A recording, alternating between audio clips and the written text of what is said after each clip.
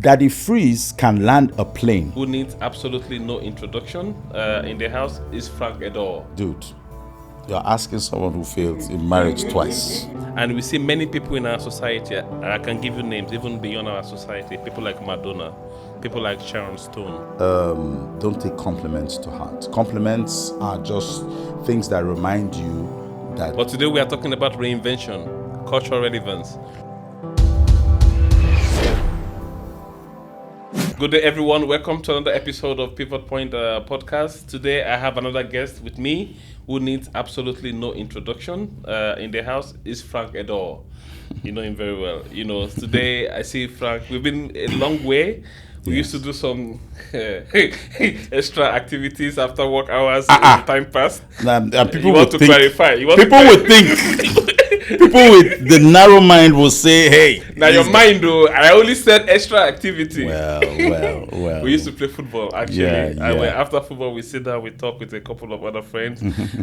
Frank is a great guy. He's extremely down to earth, considering his reputation in the market, considering his personality. I ran into him, or I don't know who ran into each other, in Hilton in Abuja once, and we were yelling, screaming my name. Yes. I was like, Frank, come on. I said, no, I won't. In the elevator, everybody was looking at me like, hey, my guy, that's how I am now. You know. But that's what I love about you, actually. That's what I love about you. It doesn't matter where you find Frank, who he is with. He's always himself. Yes. Frank, welcome to the show. Thank you very much. You want to say something about yourself? About myself? Yeah. I think you've put it. You've put it in an eloquent manner. I'm very loud in elevators. In case you don't know.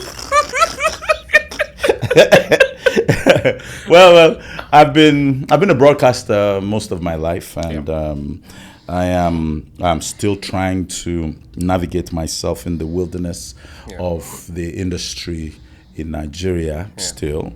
But I'm happy to still be here, to get invited to places like this to share opinions. My absolute pleasure. And you are not one that is shy of the camera.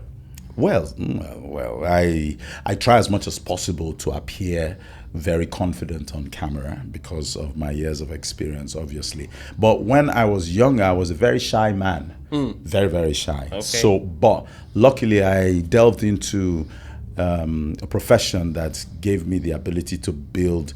Not that I didn't have confidence, but to erode the shyness and put my professionalism in front of it.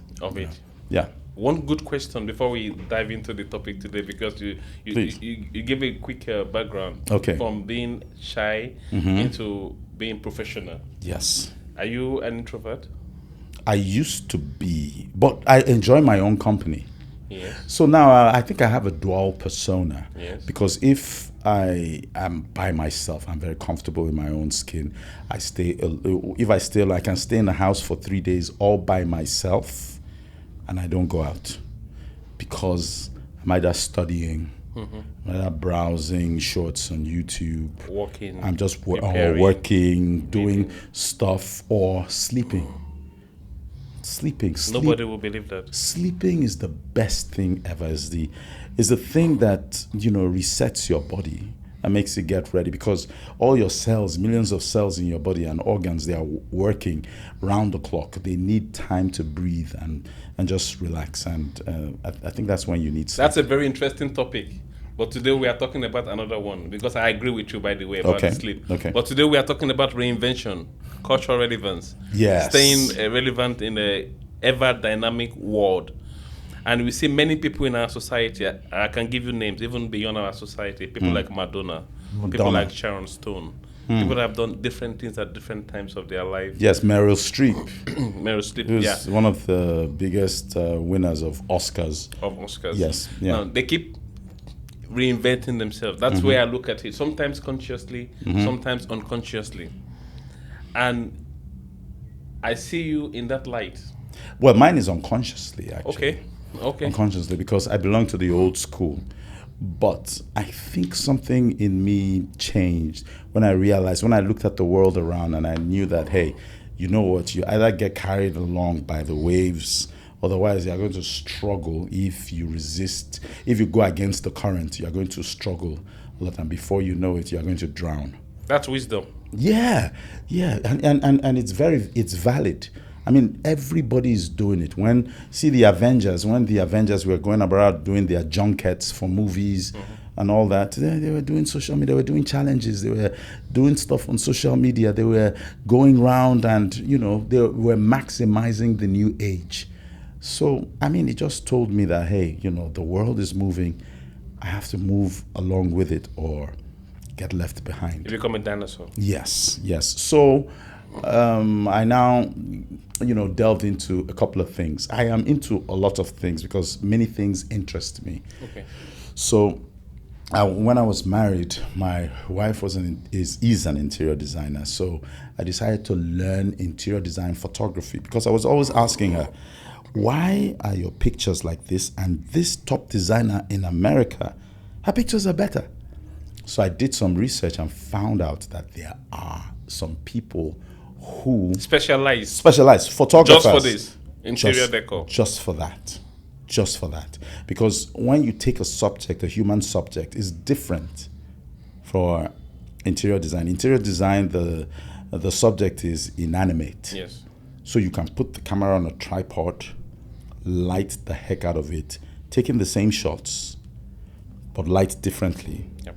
Go to Photoshop, composite, just say, okay, Photoshop, I want some light. That light I gave you, give me like 5% of it here. Give me like 20% of it here and everything. And before you know it, it start looking like, I'll give you some pictures to display. Okay. It'll be good. Yeah, and look, I was very happy because it showed that unlike the past generations where they just do one thing and when it's time to retire, they just go. I have an interest for something, and because of the technological age we live in, I can learn it without going anywhere and be very good at it, and use my skills on whatever. Basically, what you're saying, Frank, is you can have multiple careers instead of one. You should. No. You can. You should. You should. The opportunities are vast. Yeah. You can learn anything by just sitting down. I think short of maybe. Do you know that Daddy Freeze? Yes. Daddy Freeze learned how to fly a plane by simulation. Oh my God. He completed the course. Oh my God. Daddy Freeze can land a plane. Yeah. He learned simulation. Simulation. So he knows what to do. What to do. Yes. And he simulated it. And when he told me, I was gobsmacked. Yes.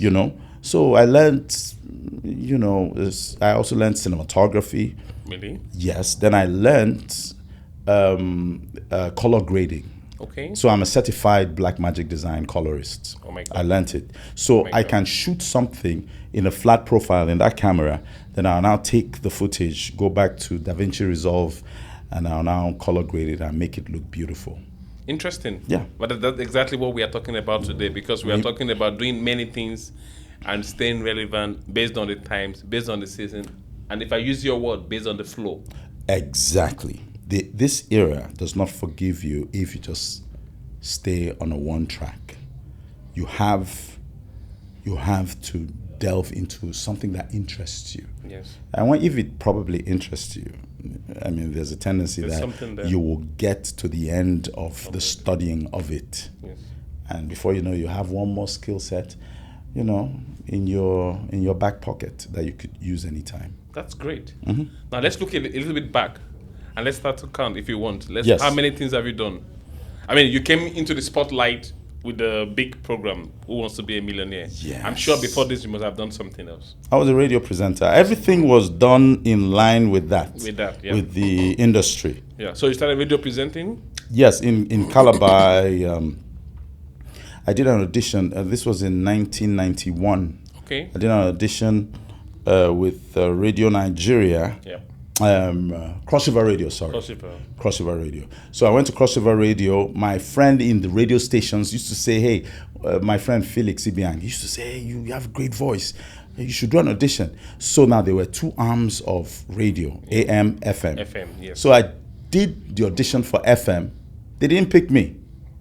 So I now went to do an audition for AM, and they gave me But hold on that, because Yes. not everybody knows AM and FM. amplitude modulation, frequency modulation. Because I'm a trained electronics engineer. I know so you AM understand. but today we just open our radio. Yes, now We go everything 93.6, everything we is go on the frequency on the modulation, modulation, band, which is exactly. a bit narrow, but the amplitude modulation, one thing about that is that it goes very far. Sometimes, so we were on, there was if you're on a band, there are 4 bands. There's AM, FM, medium wave 1, medium wave 2.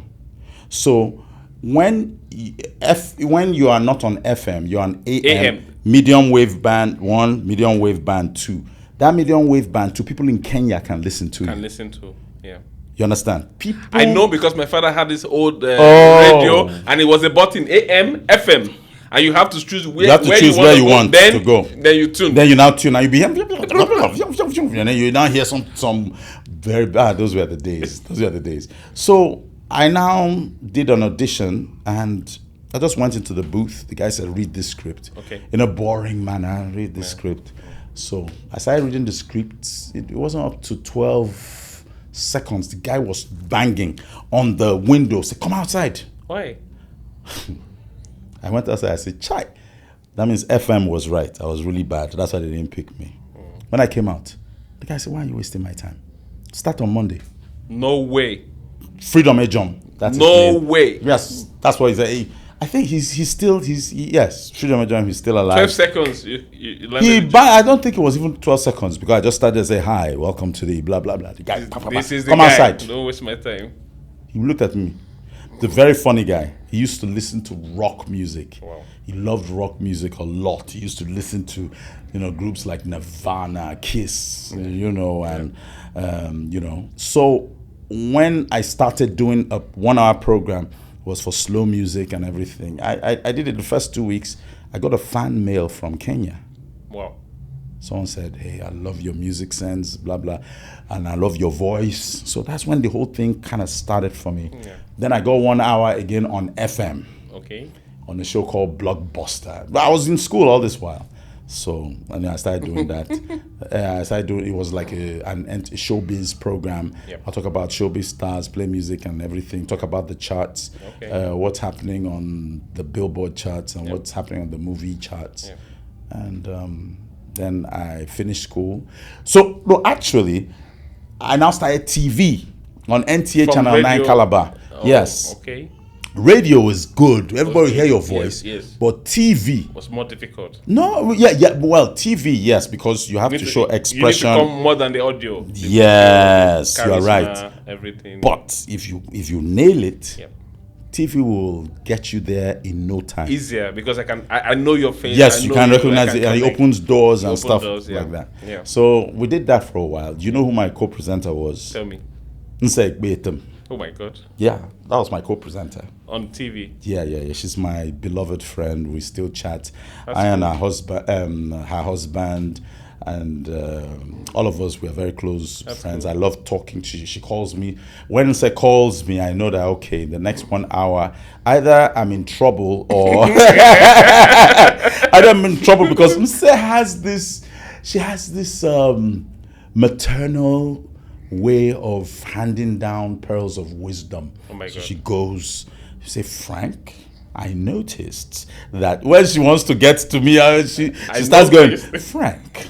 And she tries to be politically correct at it, but you know that she's coming in it comes with trouble. experience, I'm like, yeah. okay, all right, it's me. But, I love her and her husband. They're great. So she used to be my co-presenter. Okay. Then when we Okay. graduated, she came Yeah. to Lagos. Yeah. She was on rhythm for some time, Okay. but I think she caught the bug of acting, because that's yeah. what she studied in school, Okay. theater arts. Okay. So I studied animal science all the while. I hated it. Interesting. I hated it. Interesting. Sorry, animal scientists. It's not that your course is bad.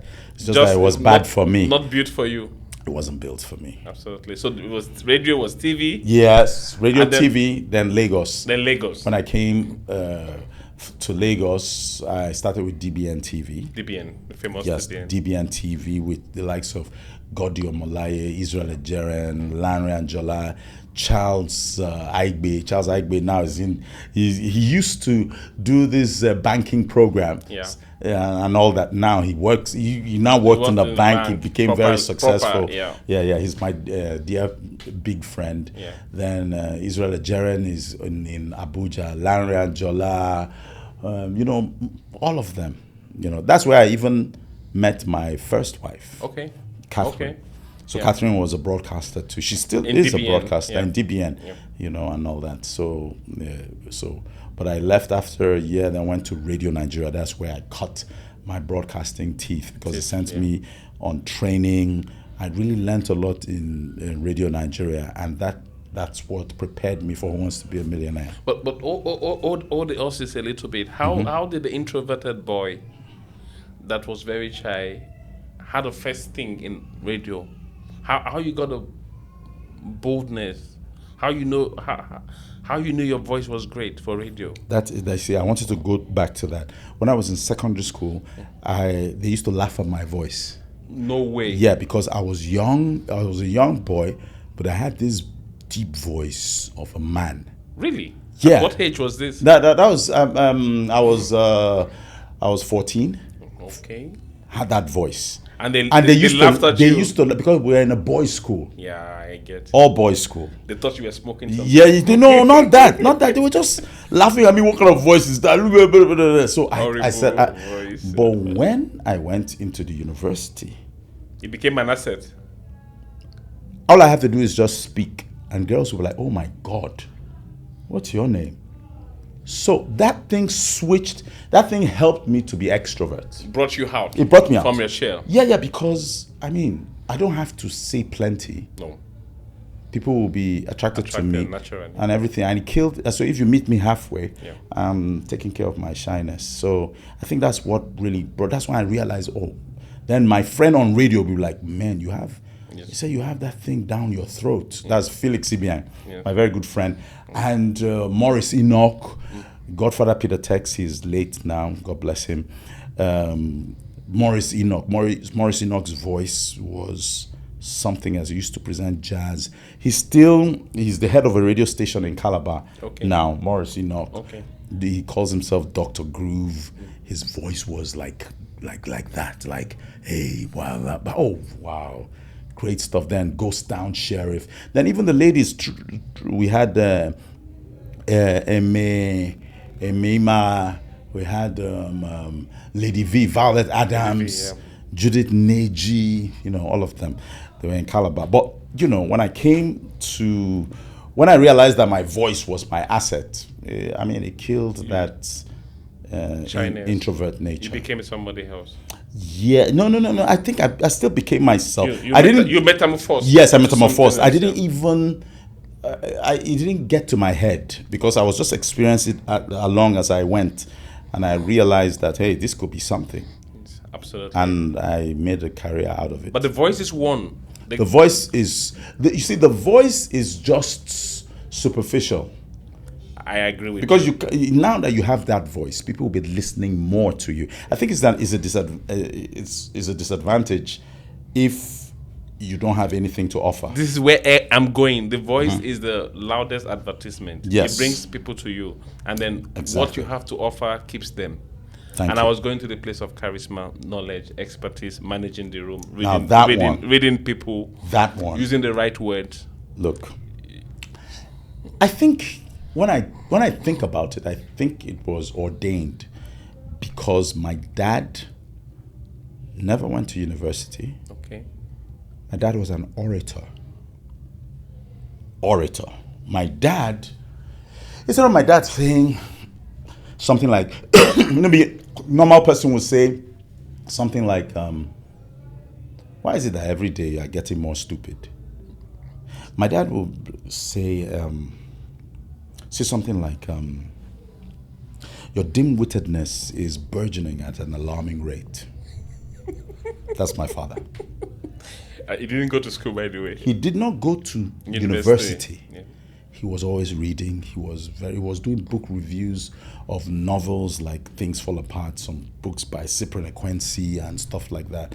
And he would just be going, and when he wants to read newspaper, he would now start acting as if he's doing voiceovers, not in broadcasting, just On his own. on his own. A very charming man. Amazing. So You took a bit from him. Yeah, I think I did. Because I'll be looking at him, I'm wondering. I say, why is he? My kid brother would be saying, why is he talking like that? Why is he talking like that? But I think I got some of his DNA. We all speak well for my siblings, but course. I think I was the one that really took it Got to the the extra. next. Yes, and the fact that he didn't know that I had it. He didn't know. He didn't know because my dad was more charming to people outside than us. Inside. Yeah. Okay, that's a typical African father. Yeah. He was strict to us and everything, but outside, he'd be like, hey, what's that? Come to do this. Then outside, hello! Oh, how are you doing today? How's your father? The patriarch of the Umosen family. I hope he's doing well. He's like that. Yes. But when he comes, come on, Go and do your work. so but he didn't know that I had it in me until he first saw me on TV. Oh. Yeah. And he told his friend, that's my son. DBN TV many years ago. Amazing. So that's when he knew that maybe I had something. That's something. And obviously you have more than something. Well, I'm still, they say the day the day you realize that you are something, you start being nothing. I cannot agree more. I tell my friends that we are not the people that arrive. We never arrive. We have to keep coming. We have to keep creating opportunities, headroom. Once you think you are arrived, that's your destination. Finish. You are not going anywhere That's it. anymore. That's it. So I can connect to that as well. That has always been my mantra. Absolutely. So someone comes to me, oh, you're doing well and everything, I'll be like, oh, thank you. I'll be gratified. Modest. Yeah. But I'm not convinced. So I always say, hey, I tell students that I lecture, I'll tell them, hey, don't ever think. I said, do you know why my mates will always find it difficult with me? I learn every day. You learn every day. I learn every day. I concoct phrases every day. Yeah. I get new words, new phrases every day. So this man is not by accident. What we see on TV, No. the person we experience, we meet every day, it's not by accident. It wasn't like, like Usain Bolt. You just landed and you are arriving. You're a man. You are digging it every day. The greatest trick every good broadcaster ever pulled is to give you the impression that they didn't rehearse or prepare. That's it. But they do. That's the biggest misconception. That's it. So you just come as if it's natural. They get the sleeves up. Yeah, just say, hey, hello everybody, welcome. I am enthused upon being here to be your host for this program. And I know by the end of the day, you're going to be gobsmacked. Well, not only by my charm, but also by, so all that, I do it every day. Every day? I have to do it every day. See, if I don't do it every day, this skill we're talking about is talking, right? Yes. Everybody talks every day. True. So, how do I beat people that talk every day? You have to train more than I have to, yes. You have to learn new words. Yes, new words, new phrases, new attitudes, new ideas, so that I can inculcate it in my my repertoire. Your repertoire and your presentation. That's it. Let's take a detour because you spoke about learning. Yeah, learning. How do you learn? Oh, that's a good question. Everywhere. Everywhere. Yes, everywhere. I'm watching Macbeth, and there's a Washington, the modern version of Macbeth on Apple TV Plus, and I see Denzel Washington, and I hear words like someone just say, "Conduct me to mine host." I'm like, what the heck is that? Then I go, I say, conduct me to the host of the house. You understand? I'm like, oh, that's it. So how can I use this? I like that. Then I go, I tweak, and I have my own phrase that I say, conduct, And so I'm like, hi, my name is Frank. And in terms of stitching this event together, I'm going to be the host. In other words, I will conduct you to the end of the program. And I took that from there, put it here in my repertoire, and makes me sound different and a class apart from my colleagues. I love the sound of that. That's it. Apple TV is not just entertainment. That's a good one. For you, it's learning. Everything is learning. It's not only Apple TV. You can go on YouTube and see. I'm like, why does he have that body language? Why is he twitching like that? Why is he doing, oh, that's why. Because of that. Let me rewind it. And, I used to watch. You must love what you do for you to be able to train every day for it. Absolutely. So if you don't love it, obviously. That's good. So it comes with the love. It comes with the love. I learn everywhere. Everywhere. Read books.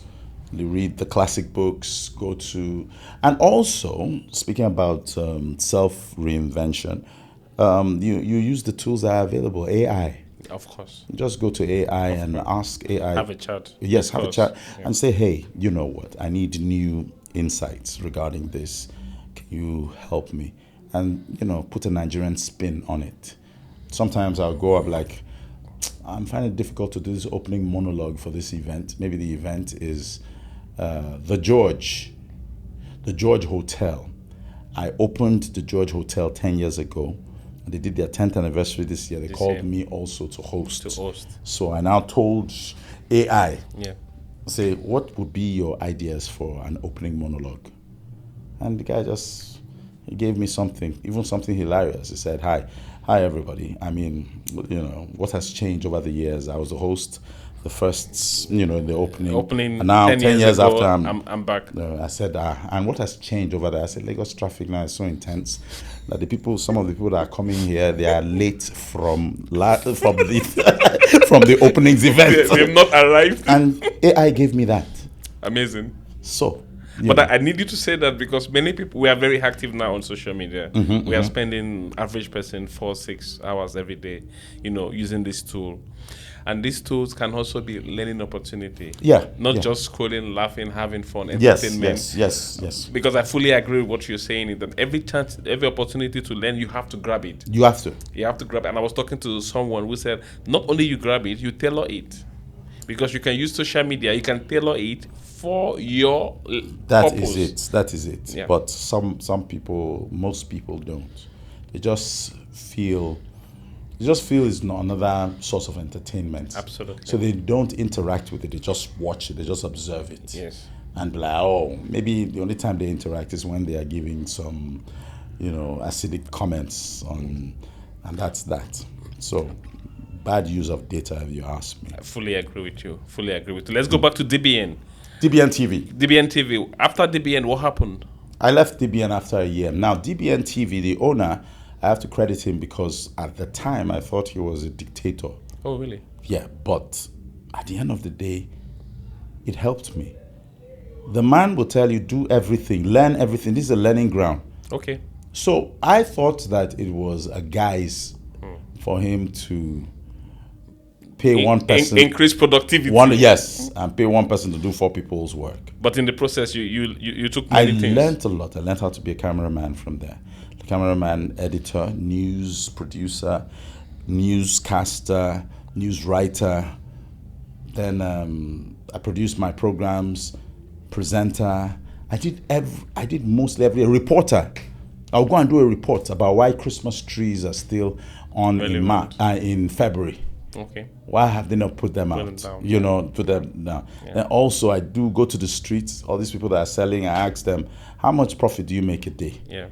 One guy told me 10,000 a day. That time, that was in the year 1999. Oh, big I said, you make 10,000. Big money. Yeah, that was big money. I said, Then at the end of the day, I just finish. I'm like, okay, so you've heard it. The average these people make 10, out here on the streets is 10,000. Wow.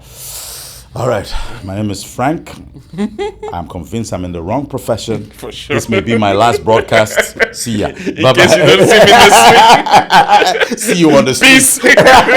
Peace out. So we used to, I used to do stuff like that. So I think it was just the beginning of a sensational career because he taught me everything. So that's why I could sit and say I can learn how to be a photographer. Yes, on your own. On my own. Yes. Because I did it in DBN TV. I used the tools around me. And it's a But metaphor. nobody taught you this. This habit No. of this habit. You spoke about DBN learning 4 jobs at the same time. You spoke about learning photography on your own. You spoke about doing many things. Where does this come from? It comes from when I was a kid born in Kano. Oh, I went to primary school in Kano. Then my parents sent me to secondary school in Calabar all by myself. okay. So I had the constant trait of being able to survive by myself and make the most of my environment. I think it comes from that. You know, at the time I was very depressed. Oh, Yeah, because I left my family, a close-knit family, Yeah. and I now came to Calabar. My siblings were over there in Kano. I was here in far-flung Calabar was high school. Calabar, yes, Was secondary high school. Okay, so Secondary you were like school. a teenager. Yeah, almost yeah. a teenager. Yeah, almost a teenager. Going 11 away years from- old. Okay. Yeah, 11 years old. So I've been alone 11. That's why I can stay in a house for 5 days straight. Yes, I won't even call anybody. it makes sense now. Yeah, because I am self-sufficient. Sufficient. So if you are like that, you have to find a way to self-reinvent. Absolutely. Yeah. But then you also didn't abuse your freedom when you were away from your family. You understood that. I guess you will correct me. No, I was in a family house with my Okay. grandmother. Okay. So I guess I had some tutelage from her, my grandmother. It was a family house. My uncle too was there. It was a big family house. So I was on one section and all that. And, you know, it helped me to look at the world and realize what the world was. So while my peers were just catching on, Yes. maybe after secondary school, Yes. I was like, you're just learning this thing that I've been teaching for many years. You are a student, I'm a teacher in this. In this game. You're going through. Is that? Please forget. You know. So by the time I got into university, I was just and I knew that it's me against the world by myself. Even if my parents and my siblings were around, but I just knew that I'm on my own. I think so. That's what helped really to put that flame in me to be able to do things by myself, for myself, learn new things. And that flame, grew into an inferno, a forest fire. Amazing.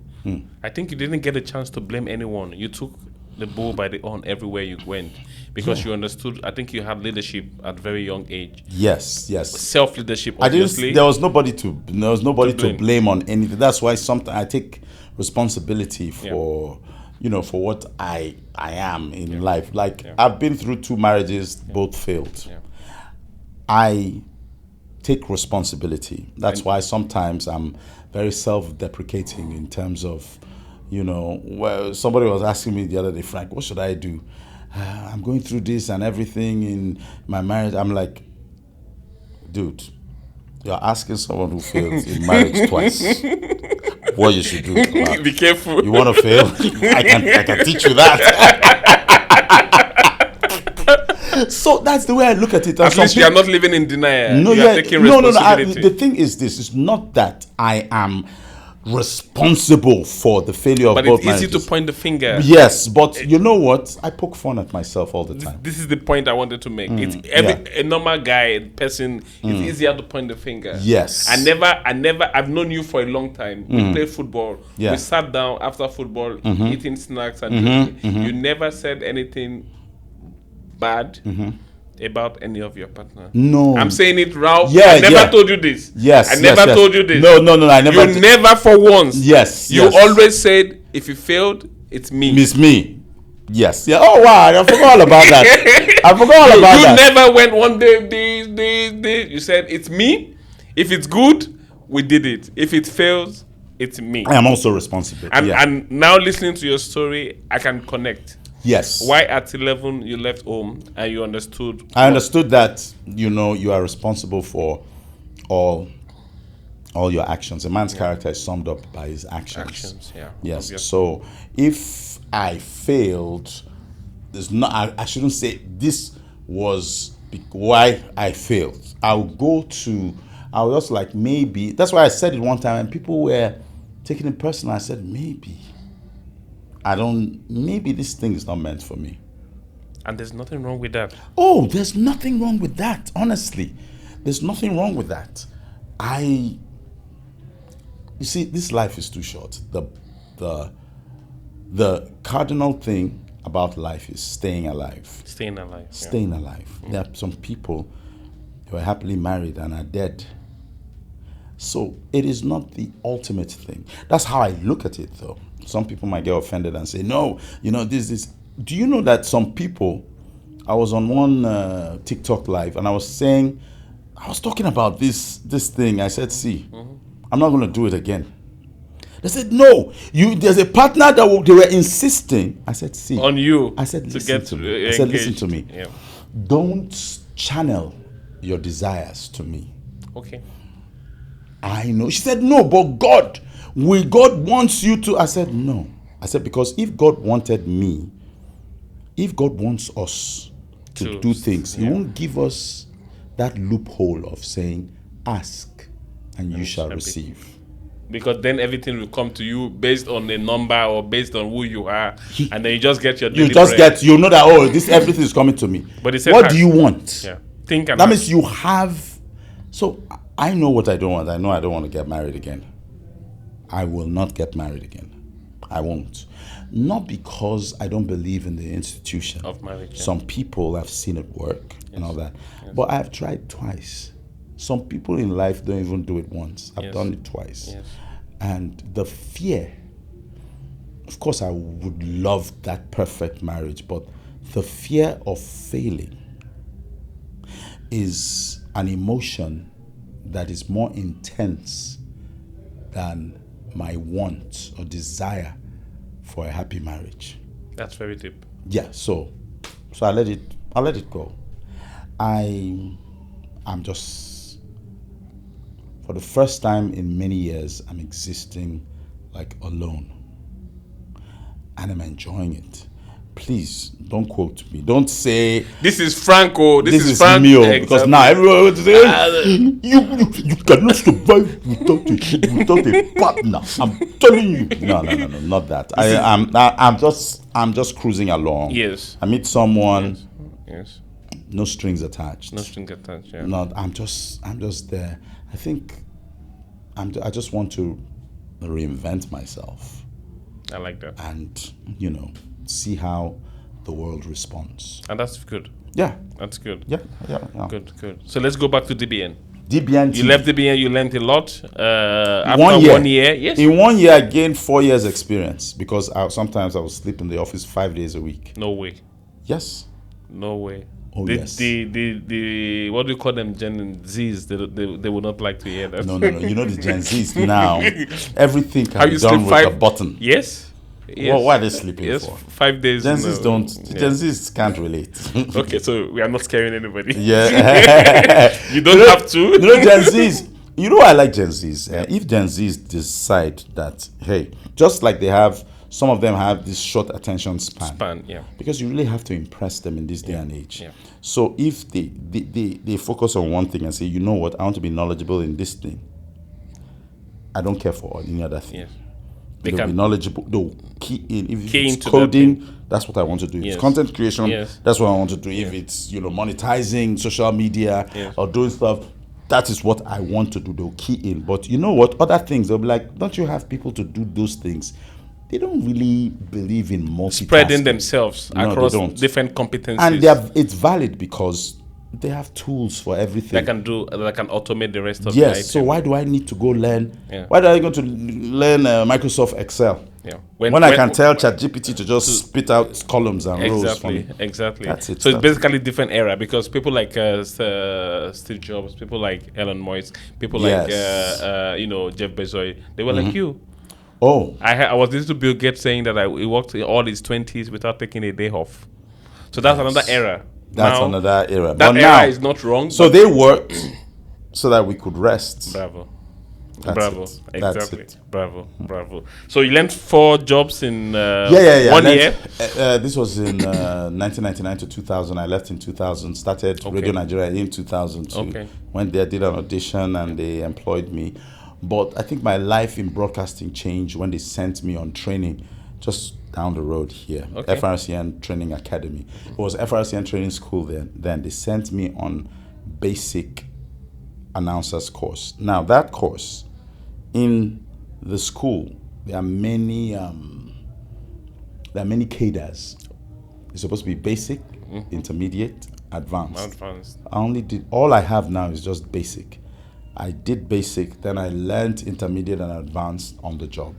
That's what every day when I learn and stuff like that, and I developed it myself.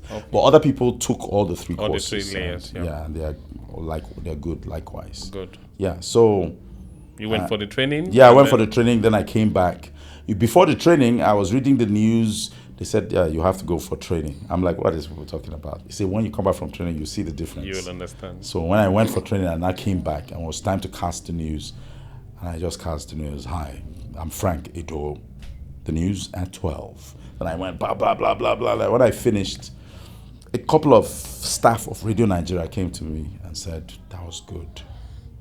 I was like, yeah, well, it was just, that's how I used to read it. You said, no, that's not how you used to read it. Something changed. Yeah, so some people say, oh, you went to training school. I said, yes. I said, that's it. So in Radio Nigeria, they put me on the graveyard shift. You know why they call it graveyard shift? Radio Nigeria is next to the graveyard. Oh. Ikoyi graveyard. So just there. So at night, we call it the graveyard shift. And nobody used to listen to it. So I came up with this concept called cruise control. It was in 2000 when GSM came. Yes. So all you have to do is send me text messages, and I'll read your text messages and play the best music that I curated. And slow music of the slow kind. So when people are going home, they're tuned into the program, they send me text messages. I'm like, hey, hi, well, welcome, this is that, blah, you're dedicating this one to blah, blah, blah. It was a massive hit, the program. Yeah. You know, and when I did that, I did it for 3 years. Then other programs came. Because I was multitasking, they put me on the graveyard shift, then now put me on the morning show. Oh. So sometimes I have to sleep in Radio Nigeria three days a week. Sometimes. And I have evening shows. So they now took out Friday from me. So I had Monday to Thursday, I have cruise control. The program was You went married then. So it was easy. Yeah, it was. I wasn't married then. Then in 2003, I got married. Okay. Then I stayed till 2004 when I left. Okay. And later in 2004, I started doing Who Wants to Be a Millionaire. And that was when my whole life changed. I would say you became the household name. It's been coming in different versions, in different forms. But then it was, let me say. No, that was, but that time undisputable. Bona fide. Yes. Bona fide, you can say that. Yes. My, the main demographic of the people that admired me were housewives, and it was the nicest time. It was nice. We were not going in that direction. People, no, men will come to me with this thing. You're Frank. Really? My wife loves you. Okay. I'm like, yeah, I love her right back. You say no. Watch it. My brother, I am not joking with you. This thing is causing issues in my family. I'm like, that's what women are. I said, my own wife loves somebody else like that. She said, not like this one, no. Because what I'm seeing. He said, let me call her. Okay. Let me call her because this woman, let me even see how she will react. Okay. I say, I'm with Frank. She say, I told you, take her with you. So it was a great, the admiration. But I knew that I really needed to do work. So I did it for 13 years. Yeah. Did it for 13 years. First of all, we started. It was, the audition. We did the audition. I didn't know I would get it because we had heavyweights. I'm sure. Heavyweights. I am sure. But they gave little me. Yes. And I said, all right, to whom much was given, much is expected. Yes. And if they give you so much power, it comes with responsibility. Naturally. So I tried And I did it. I was learning. That's when the learning bug hit me. Yeah. So I continued learning and trying to be, I'll be watching, doing this, coming with different things and stuff. So we did it for 13 years, and we stopped when our sponsor pulled out. Then there was a brief break. There was a break. What am I saying? Brief break. We stopped in 2017. 2017. And started again in 2021. Yeah. 4 years. 4 years. New producers came. Yeah. And they came to me. I said, "Why are you coming back to me? Give these youngsters a chance." Yeah. They said, "Well, if it's not broken, don't try to fix it." Don't try to fix it. I like that. I like that very much. But That's the problem I see, which is very different what you say from what I see in the society today, is you had the Nigerian audience in your palms. With the Who Wants to Be a Millionaire show. True. And now talking to you, the first thing that is coming out of your mind, out of your mouth, is saying it was a learning opportunity for me. Yes. To whom much was given, much needs to be expected. Exactly. So you understood the weight on your shoulder. Yes. You could go even now you could go anywhere and get any door open, and you're not saying like I was balling, I was going clubbing, I was doing. You are saying I understood, I needed to learn. Yeah. It's even now that I'm balling and clubbing, and that's a different perspective. It's different, because how do you maintain longevity? How do you do a show that has the same template for 13 years, and you cut across differently and keep entertaining? Yes, and keep everybody doing it. And everybody that listen, they watch. It's just as if they're watching for the first time. Yeah. So you have your work cut out for you. Wow. So you have to go and find that knowledge wherever it is. And the thing is that nobody teaches you how to find it. Yes. You know that you have to make a difference, and you have to figure out how to make that difference. And I think to a certain extent I did. I'm sure you did, and I'm amazed. Even at that time, people were meeting you on the street, and you were not distant. No, you were always yourself. You were frank. Yeah. It doesn't matter behind the camera, outside of the camera. You were always frank. Somebody met me recently, and she said she cannot even believe that I am this like this. I said, why? She said, she thought I was something else. Yes. That, she said she had this crush on me then, that time. Yeah. Then so they started hearing some things on social media and all that, but now she's meeting me.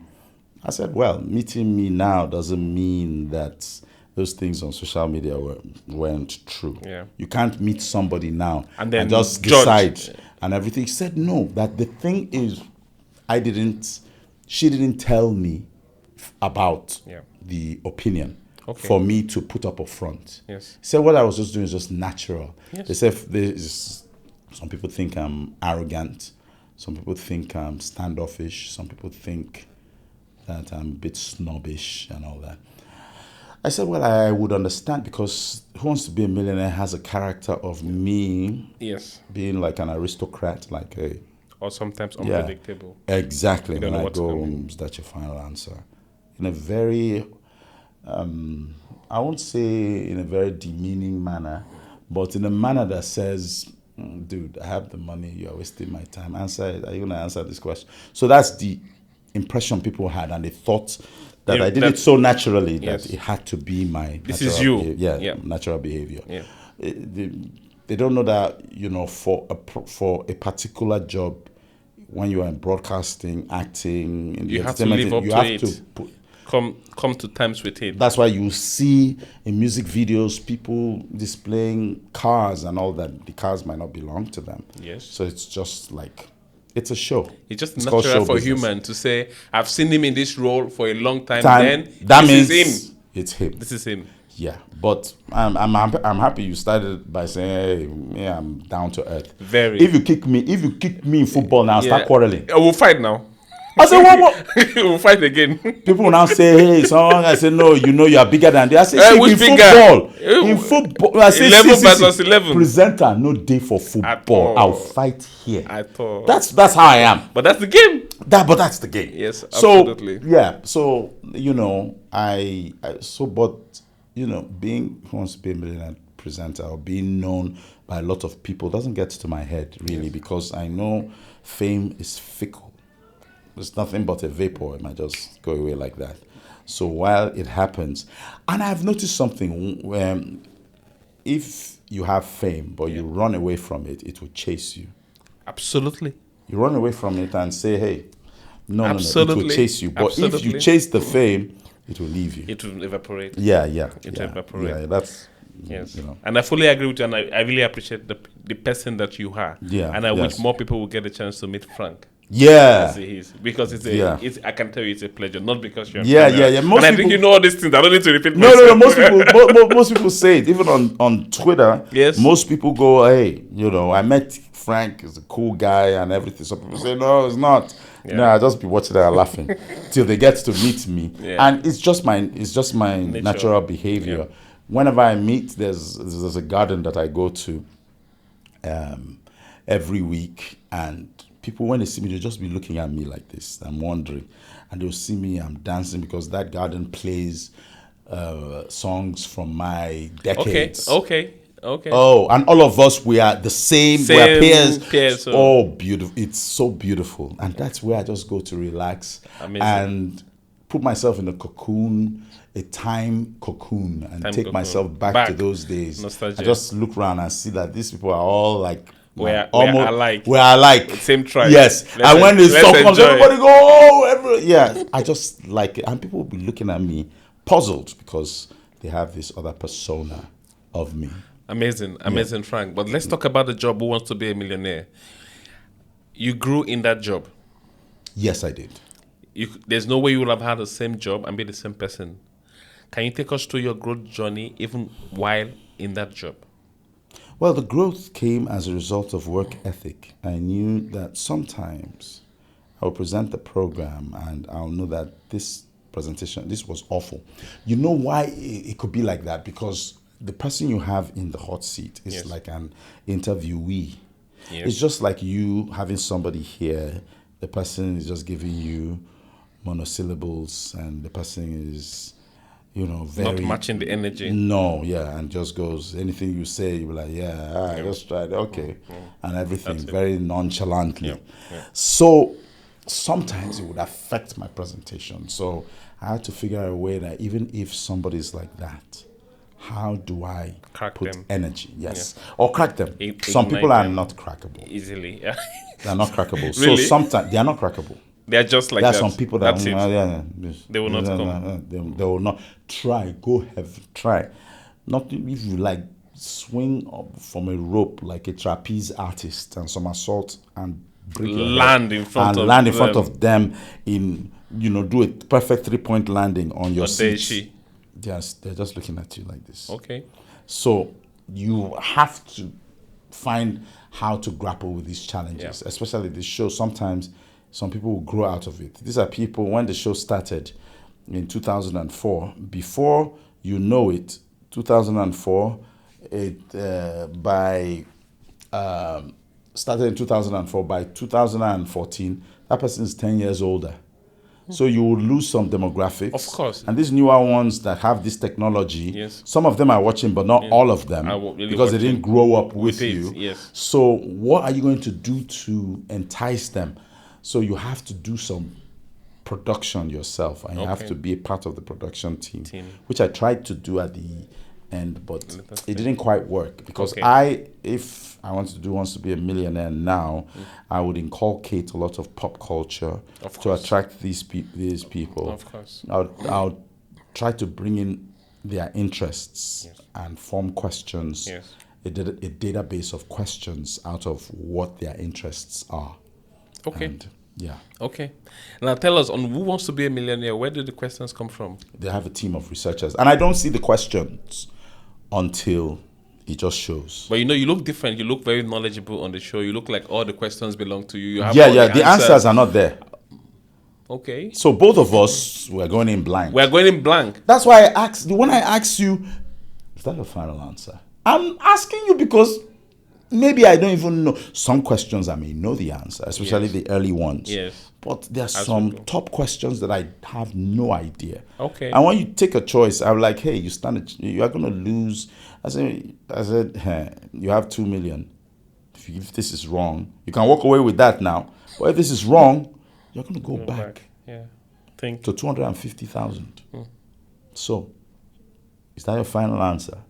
Now, when you now look at it, if what he chose was wrong, you would have said, oh, Frank was even trying to help him. Help him. Yes. But if he was right, Frank didn't want him to win the money. Bad guy. Because they think I have the... Bad guy. You are trying to push Yeah. him. So it's equally as difficult for you as for the interviewee, as you say. Oh, yes. It's equally difficult for you. Except I know it. Yes.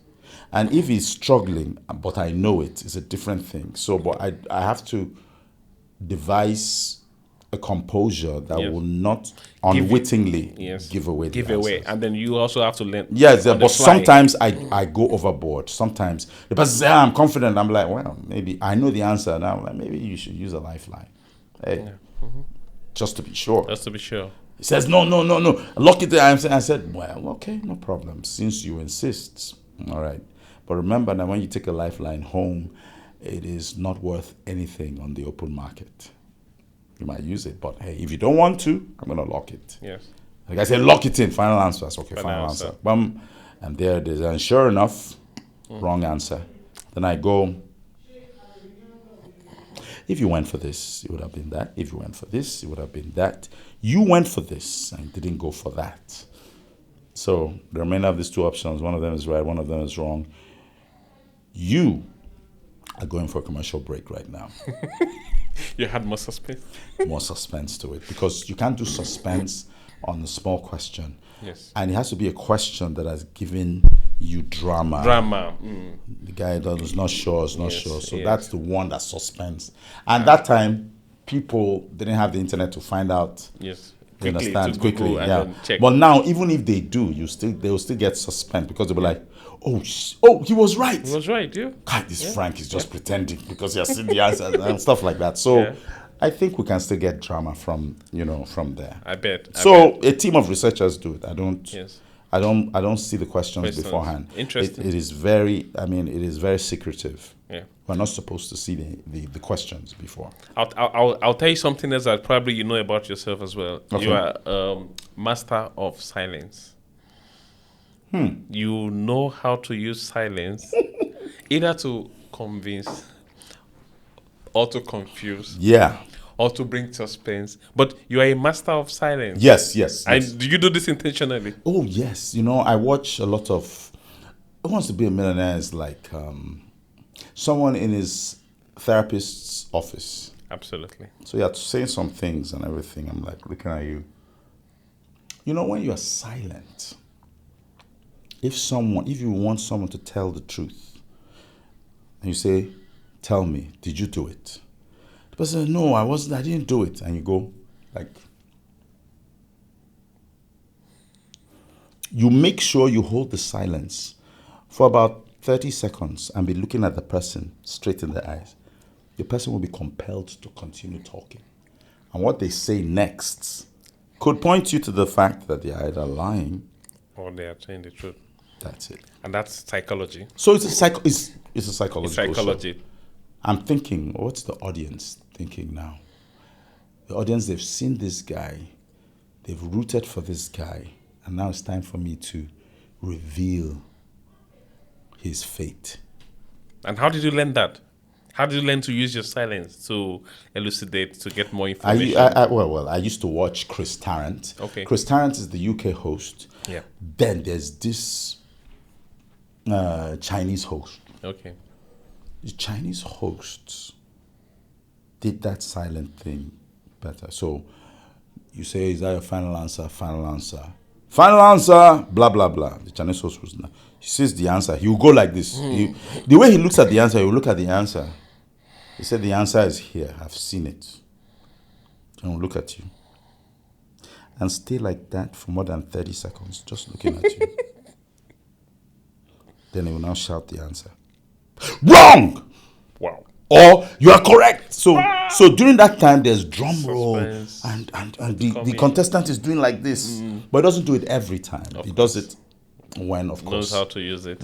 Yeah. So I learned from a couple of people. I just said, oh, so this is what they do. All right. So I have to find a way of maximizing it the Nigerian way. Amazing. Yeah. Amazing. Yeah, that was very interesting show, and you did great. And I'm not surprised that after the air tours, they came back to you again. Yeah. I know you want to pass the baton, but there must be something. I was saying, hey, why are you guys? I was curious. Why are you guys coming back to me? There must be this thing. He said, we've done 76 auditions, Frank. I'm like, oh. So you guys had auditions. I didn't even know about it. The meeting that I went to, I didn't know they were the owners of Who Wants to Be a Millionaire. My friend just said, come, some people want to meet you. Talk to you, yeah. He just told me Who Wants to Be a Millionaire. I'm like, not again. I'm like, which one? I said, you have the right. He said, I have the right. Now, the guy said, Hakeem, very nice guy. Okay. Showed me a lot of respect. Hakeem Kondoti. He said, he said, this meeting is one. We said, when I left the house, I prayed.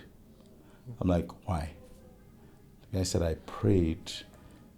He said, I have met with organizations, huge organizations in my life. I have done business. I've done Asha's concert.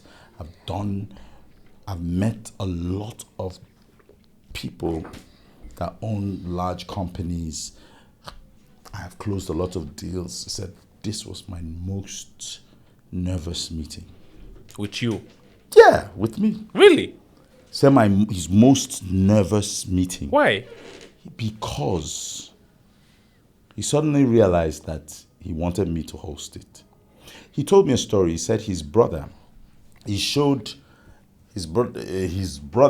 knew that he acquired the rights for the license for Who Wants to Be a Millionaire. So he now said, hey, he told his brother, say, hey, we've done the auditions and everything. These are the couple of people we're thinking about. He said, let me see the guy. So I buy video and so I said, oh, okay. The brother said, okay. I looked at the brother, I said, what? He said, well, the brother said, oh, yeah, okay. He said, this could be something. But have you gone for the sure banker? And the guy said, what are you talking about? I said, where's this Frank guy? The guy said, but it's a new show. Even the Sony, the owners of the show were saying, hey, you know what? It's good to go because we watched a couple of the last shows. It's good for you to have a breath of fresh air, so it'll be more exciting and stuff like that. He said, okay. I said, see, let the guy tell you no. He said, which guy? I said, Frank. Go meet Frank. Call him. Have a meeting. Let him look at you and say, oh, I'm sorry. I am tired. I am this. I am that. Then, with a clear conscience, or knowing that there was nothing you could do, you make the most of this. Okay. So give the guy a call. A call, yeah. And the guy now told me this is nervous meeting and everything. And I said, so your brother told you to? He said, yes. He said, so now this is how we feel. We have a new attitude for this show. This is how we're going to do it. It's not going to be the same. Firstly, I'm back. You have a deal. Good. He said, I said, no need. Tell me all these things later. All right. Bye-bye. Really? Yeah. I don't know. Why are you First of all, you are in, and then we can figure the ropes out. No. We can figure out how much, everything. But I needed to do it, not for myself, because when it ended, you see, game shows, when they stack game shows, Who Wants to Be a Millionaire is top tier. Yeah. I had the prices right, but we didn't start it. I had a 2-year contract. It ran out and we hadn't still started the show. Yeah. So I was now free. And I just said, hey, you know what? I want to prove to myself that I still got it. So we did it. A new producer, although the producer, there were only like 4 of us that knows who wants to be a millionaire, like know it. As it is. They hired 2 of them. One of the other one was the former owner of the show. Okay. And the next person was me. Nobody knew that show as me, but when you have a new producer that wants to do new things and everything, and since I'm not a producer on the show, I stay out of it, But I wanted to prove to myself that I could do it, and I did it. And I think, although we didn't have the PR right, because it's very difficult to do PR. Of course. It's very expensive. But we still did a good job about it. Then we just had 1 year of sponsorship. Then we were now looking for sponsors. We're almost clinching a sponsor for Wants to Be a Millionaire. We're supposed to, it's delaying a bit, but I'm sure we're going to get it. And that's very interesting, Frank. Listening to you, taking the hiatus in between doing many things, I'm sure. And then, when I say you want to talk about reinvention, you were wondering, okay, what are we going to talk about? I'm saying, and, but maybe you don't see yourself like this. And then at the beginning, we're talking about it, and you're saying, maybe subconsciously, I am reinventing myself. Yes. But in the reality, from a third eye, it looks like you are I'm doing a whole lot of not just a whole lot intentional of reinvention. Intentional and purposeful was the word I wanted to use. Purposeful. Yes. Like, and if you look at the story you're telling, it doesn't look like an accident. There was no misstep anywhere. Something led to something that led to something. Yeah, I think I think I'm just a lucky one. I'm not one of the few lucky ones who went with their heart. Absolutely. I was laughed at in school. When they see me emceeing and going about, I was studying animal science. Lecturers used to come together and say that I needed deliverance. I needed exorcism. That really? I was possessed. Yes. Really? Oh, yes. I remember the lecturer, one handsome man with white hair. He said that because I didn't used to go to class. Okay. I'll just cram the whole handout and just write it in exams and go to the next class. That's what you want, yeah? Till now, I've not collected my certificate from school. You don't need it? Not that I don't need it. Of course, University of Calabar is my alma mater. I love the University of Calabar. Yeah. It sculptured me into being what I am. Absolutely. It had a hand in my upbringing. Yeah, but that certificate was for my father. My father passed on 2018, December. Okay. So, and in this day and age, unless you are going into paid work that you have to earn a salary and everything. Who asked you for the certificate? Yes, they would now say, okay, bring your certificate, bring this, your requirements and all that. But I have the kind of work that I do. It's not a certificate-based work, because we have many. Like I told my son, Jason. My son Jason is 22. Okay. So my first son, he said he wants to study mass communications. I said, why? He said, Dad, no. I said, dude, if you want to be like me, sit at home. I'll teach you. I'll teach you. And in a year, you'll get what you are going to look for in 4 years. So he said, no, you don't understand. There are other aspects of mass communication. I said, that your school, before you finish, they're going to call me to come and lecture you. Lecture you? And I didn't study the damn course. And he said, my son is as stubborn as I am. Okay. He said, oh, Dad, please, please get ahead of yourself. Then I now said he now studied mass communication. He's graduating this year. Okay. So he studied it now. It's his final year. Yeah. And everything. I said, get ready. I'm coming to lecture you. I said, get ready. I'm coming to lecture you and everything. So everything. I always think is a smart boy. He wants to do music. Okay. So before he started, I said, choose one. Yeah. You either go to school, then you finish and you do music. Yeah. And you're not going to do school and music together. It's not possible. Yeah. So choose. I'm not going to waste any school fees. Yeah. Then he said he's going to go to school. I said, okay, go to school. The end of your school, I'll be in your music career. Cool. Because he had one song that I liked. I said, that was you?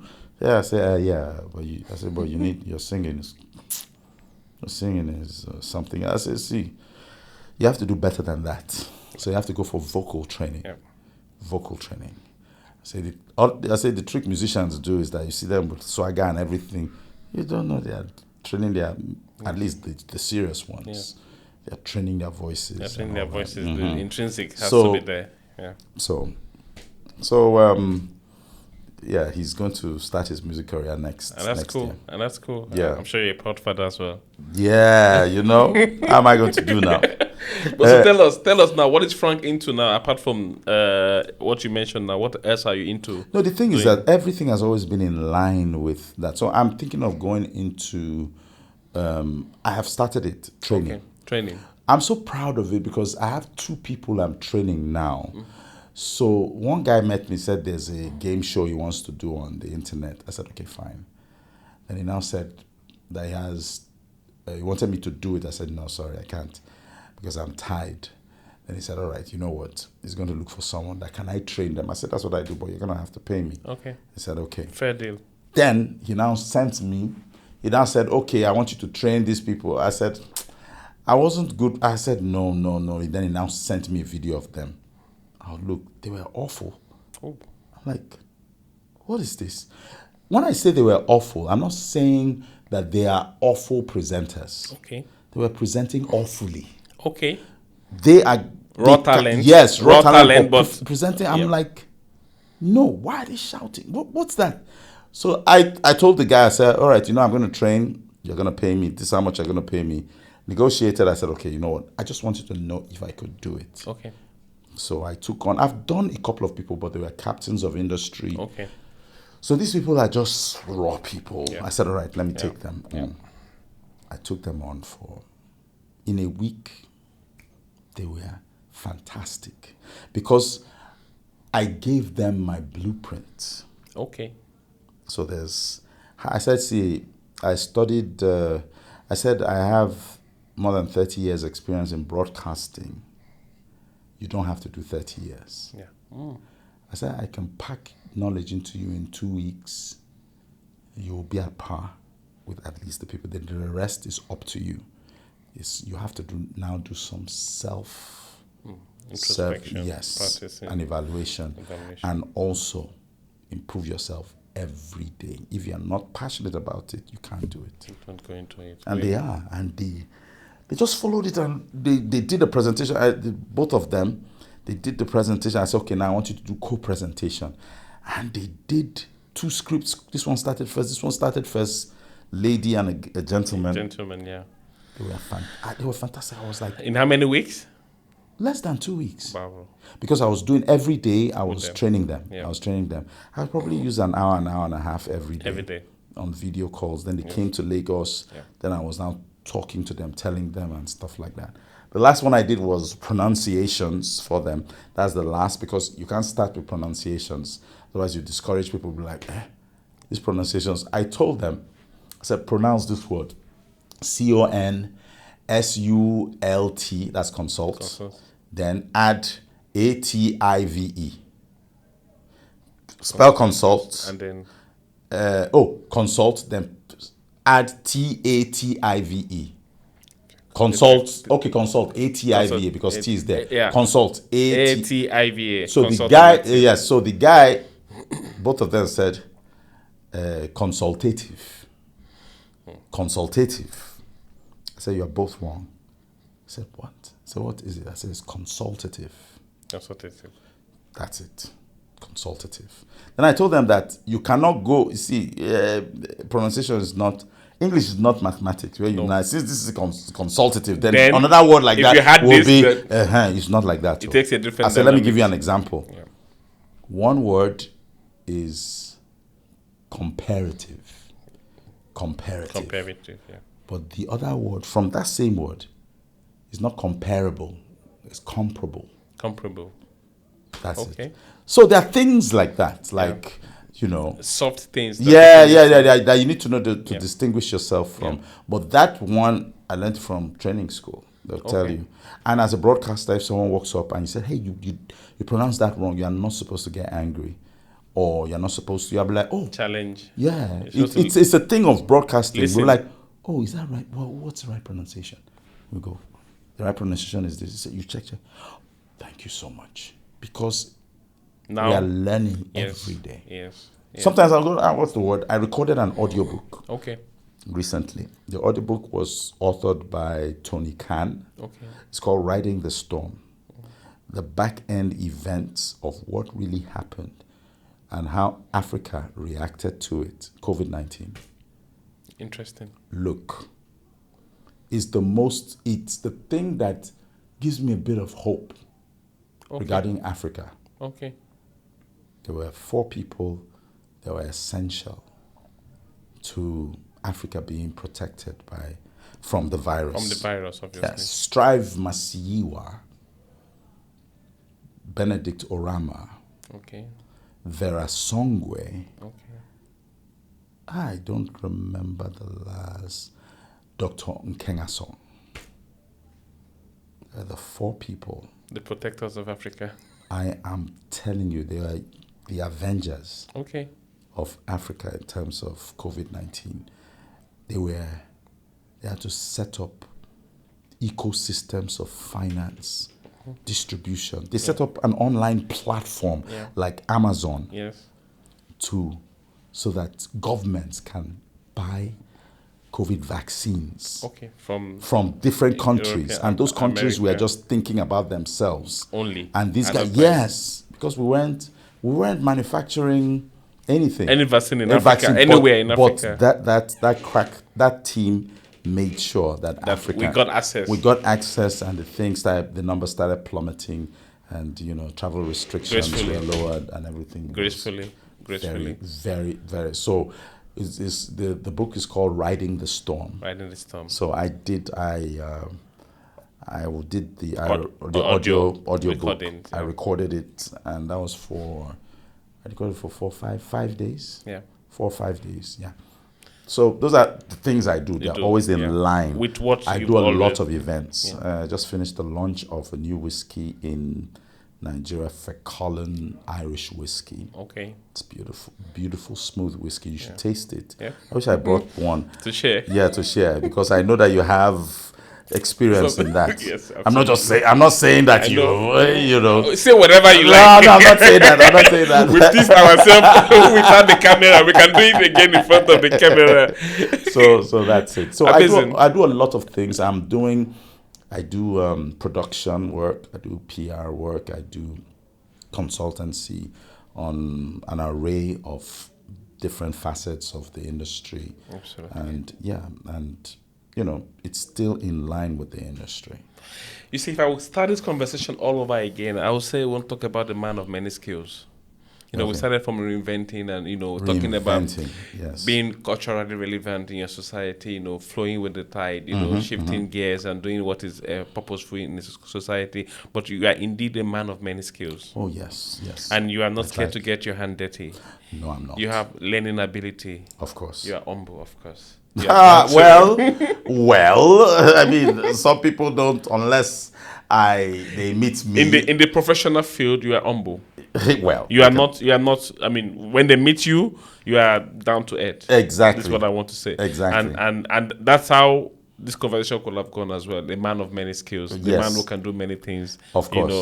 And the journey and what you described for us so far points in that direction. And I'm sure many people have learned many things from you, Frank, today. Yeah. Oh, including your subtle values. We didn't talk about that, but I hope our audience can feel that. I think, but it was expressed based on your questioning. Based on my questioning, So, I was trying to get that out of you. Yes, especially for our young viewers, Oh, because the young people. because you are also a role model, not beyond broadcasting. Do you know something? Yeah, I like restricting my role modelism to broadcasting, not behavioral patterns. I get You you. know why I say that? Because I am not a saint. Yes, nobody is. Nobody is. Yes. But the thing is that I think nowadays, if you just appear on TV and people see you, they now assume You have an appearance of a saint. yeah, you just everybody assumes that he has allowed us for him to come into the privacy of our homes and our phone. That means he has given us the authority to deem him a role model. Yes. Not everybody that appears on TV is a role model, should be a role model. Yeah. Now, I'm not saying somebody that is wicked. I'm not saying that I am an unruly person. But in terms of role modelism, I don't want people except my children to ascribe it automatically to you without knowing more about you. Yes. But then I spoke about humility, and then you were a little bit uncomfortable with it. And then I tried to describe what I'm saying, and then I said, call you a role model. And you immediately said, I'm not. Man, after 30 years of broadcasting, I'm a role model in broadcasting. Yes, I understand that. Because now, I'm just doing broadcast. Every day I learn how to be a better broadcaster, not to be a better person. Okay. So, in terms of that, I am still finding my way in the labyrinth, in many other areas. In the labyrinth of life. Yes. But in terms of broadcasting, I'm your man. I can offer, you come to me, I'm ready to give you service right now. But in terms of being like, I don't think I have, and I don't think anybody does. Everybody does, exactly. I don't think so. The more you talk, the more you prove me right. Because the the more you talk, the more you prove me right. No. There's no perfect man. There's no perfect man. So why do we have role models then? Because they have something in them. They have their work in them. Yes, but you don't have to have one role model. You can have a role model for broadcasting. You can have they don't. That's the thing. They go for role modelism. You cannot assume perfection in every area in one place. The people that deem you a role model, they do it for different reasons, not for the reasons why you should be. You understand? So I can be a good broadcaster, a good PR person. I can know all these things, even cinematography. I can be. You spoke about it. But you now see that I'm walking down the road. Somebody comes to me, tries to rob me. I don't run away. Surulere boy. We'll fight it out. Not fight it out. I say, I'm not giving you. I look at you, you are with a knife. Okay. And I say, okay, maybe I can. Because that Surulere is still in me. Of course. And you come now and see me wrestle the guy, and I'm trying to subdue him. Yes. And then you cut that moment. You cut that moment. And you're not supposed to be, because you are a role model. You are supposed to surrender to him. You are supposed to. You are a role model. You didn't even know. I get you. So now, that I have to save my life. I cannot die for you. Of course. Because somebody already did for that. for everybody. Somebody already did, according to our religion. So don't bring that. I told them one New Year's Day like that several years ago. I said, see, I'm not your role model. Don't say anything you see me do here. Don't take it to heart. Because just how it is for now. I release you from my from my tutelage. Sainthood. I release you. Bye-bye. Bye-bye. That's it. That's it. Thank you very much, Frank. It's a pleasure having you. It's pleasure. We can talk for another 2 hours, by the way. No, I know. And nobody will feel it because I'm enjoying absolutely. I know. No, it's always like this when you told me, say 1 hour we're done. I told you we're not going to be done. You're right. We're not going to be done. You're right. Because we've talked before and everything is just cool. Yes. So really, I want to say thank you. No problem. Heartfelt appreciation to honor this invitation to have you on the show. It's my pleasure. Experienced in broadcasting, and you are a gentleman. Thank you. I can say that. Sometimes. Yeah, sometimes. Okay. Sometimes. Surulere boy is still.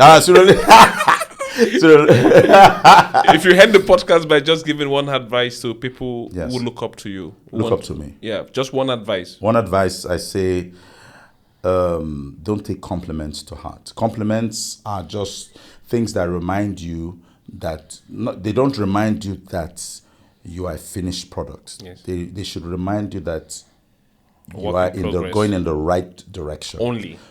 Your destination is still far. Okay. You are going to the right direction. You need to do more work. And based on that, you need to work every day. Every day. That's why you should choose your passion. Yes. Some people just do some things because it gives them money. Oh, it's okay. Yes, okay. I like that. Yeah. But what you really love. If you are not doing, you can do what gives you money, but you see that thing that you are passionate about. Yeah. I think you do the world a disservice if you are If not you don't doing it. follow it. If you don't follow through. Yes. So follow through, learn every day, and the sky's your limit. Absolutely, Frank. Thank you very much. There's for no coming. button for young ones. There's no button for success. There's no automate. There's no AI for success. There's no AI for success. You have really to walk the rope. You have to go old school. Yeah. You understand? Yeah. For you to graduate. Absolutely. Yeah. Thank you very much, Frank. You're welcome. And it's an absolute pleasure to have you. Thank you. Thank you very much, man.